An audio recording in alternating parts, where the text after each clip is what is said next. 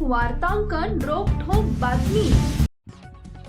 नीटची प्रश्नपत्रिका फोडण्यात लातूरातील आरसीसी क्लासेसचा संचालक प्राध्यापक शिवराज रघुनाथ मोटेगावकर याचा प्रमुख सहभाग असल्याचं समोर आलंय।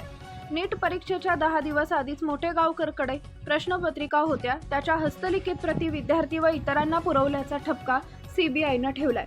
परीक्षेनंतर त्यानं पुरावे नष्ट केल्यानं 17 मे रोजी रात्री त्याला पुण्यातून अटक करण्यात आली।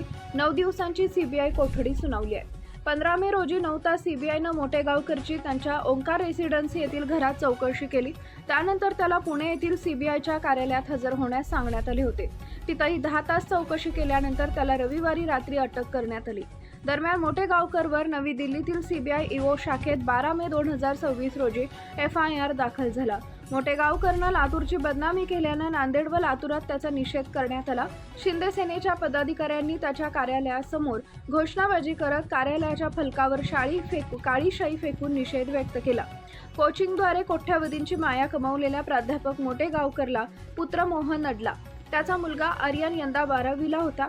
मुलास डॉक्टर करण्याचं स्वप्न बाळगून असलेल्या मोटेगावकरानं नीटची प्रश्नपत्रिका फोडली असल्याचा सीबीआयला संशय आहे। केवळ आपल्या पोरालाच नव्हे तर नांदेड येथील त्याच्या आरसीसी क्लासचा व्यवस्थापक असलेल्या विवेक पाटील याच्या मुलीलाही फायदा होण्यासाठी मोटेगावकरनं पाटीलला पेपर पुरवल्याचा सीबीआयचा अंदाज आहे। मोटेगावकर याच्या आरसीसी व क्लासच्या राज्यभर शाखा आहेत।